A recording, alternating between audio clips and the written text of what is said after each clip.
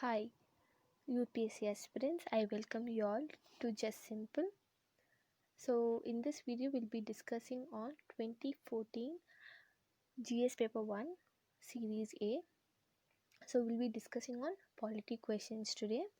We have around 11 polity questions. Of course, there are certain overlaps between the subject, but we'll consider it in the other sections as well. We'll be covering it year by year, and it I have to definitely stress on previous year question papers.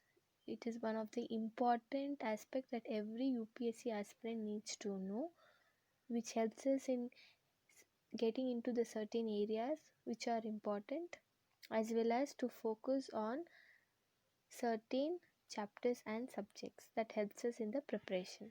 So let's quickly get into the first question. Which one of the following is the largest committee of the Parliament?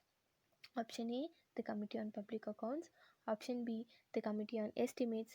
Option C, the Committee on Public Undertakings. Option D, the Committee on Petitions. The answer for this question is option B, the Committee on Estimates, which has around 30 members from Lok Sabha. Let's get into the next question. So, we try to use UPSC question paper because it helps us to get the feel of the real UPSC question paper, and these are answer keys of UPSC, so you can always trust this. Next question. Which one of the following schedules of the Constitution of India contains provisions regarding anti-defection?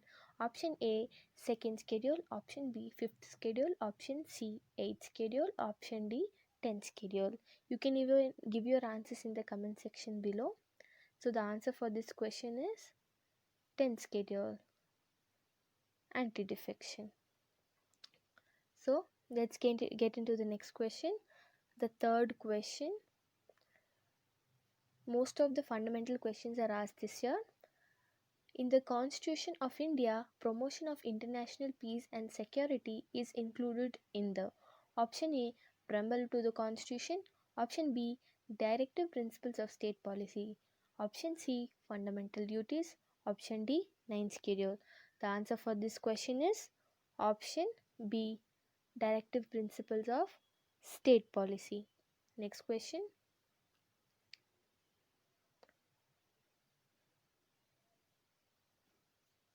Which of the following are associated with planning in India? Point number 1, the Finance Commission. Point 2, the National Development Council. Point 3, the Union Ministry of Rural Development. The Union Ministry of Rural Development. Point 4, the Union Ministry of Urban Development. Point 5, the Parliament. So the options are below. So in this we can use the elimination method. So we all know Parliament is one such place where laws are made, and of course planning is also made there. And if we are usually when we have options, it is easier to pick the wrong point first so that we can get it on the answer, which is the elimination method. In this question, if we are able to eliminate one option, let's see point number 1, Finance Commission. So we all know Finance Commission is a recommendatory body with relevance to finance in terms of center and state. So if we eliminate option 1, we will be left with 2 and 5, and we know option 5, Parliament, is one among the answer. So the answer for this question is option C, 2 and 5, the National Development Council and the Parliament. Next question. Which of the following are the functions of the Cabinet Secretariat? Point number 1, preparation of agenda for cabinet meetings. Point number 2, secretarial assistance to cabinet committee. Point number 3, allocation of financial resources to the ministries. Again here we can use the elimination method. If you see point number 3, allocation of financial resources of the ministries, if we are able to eliminate option 3, we will be left with option A and option B. So of course 1 is the answer. So if we have to check only point 2, secretarial assistance to cabinet committees. Yes, this is one of their due work. So one of the functions of the cabinet secretary. So our answer is point number option C, point 1 and 2. Moving on, next question. Consider the following statement. A constitutional government is one which, point A, places effective restriction on individual liberty in the interest of state authority. Point 2, places effective restriction on the authority of the state in the interest of individual liberty.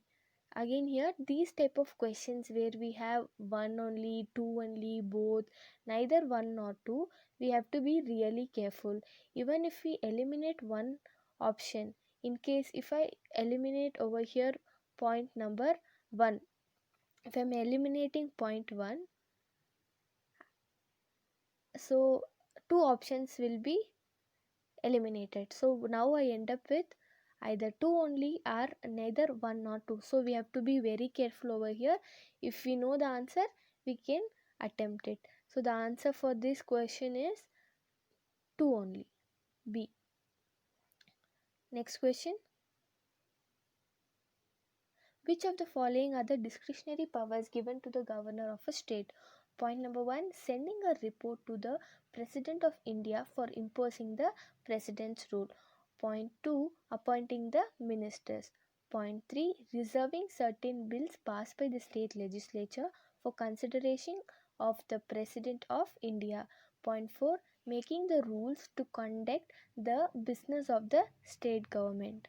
So again here we can use the elimination method, where if we are able to rule out option 4, making the rules to conduct the business of the state government is not done by the governor.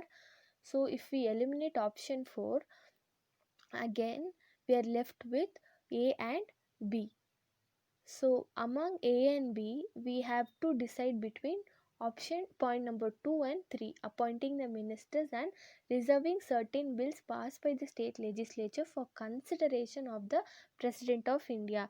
Here if we are definite about third option, yes, third option is correct. Appointing the minister is the executive function of the governor. It is not the discretionary power of the governor. So in that case our answer will be option B, 1 and 3. Of course governor is the one who appoints ministers, which is a executive power. Again there are certain discretionary power also by the governor when it comes to appointment of the chief minister in terms of seeing the majority. So that is totally a different case. Let's get into the next question.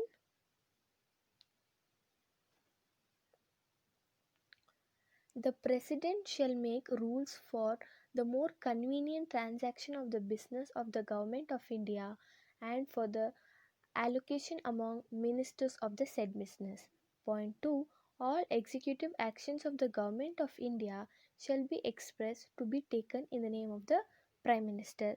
Again here we have to be careful with the answers.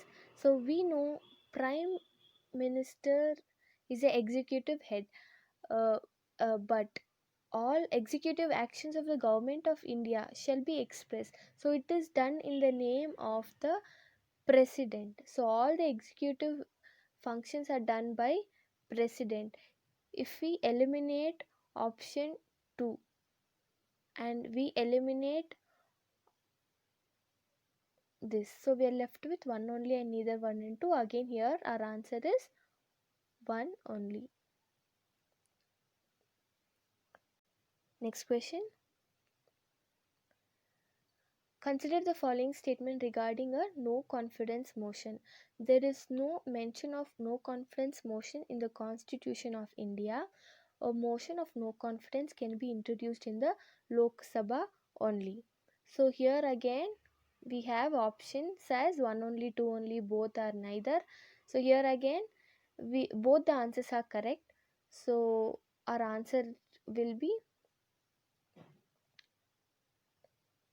C, both 1 and 2. Next question.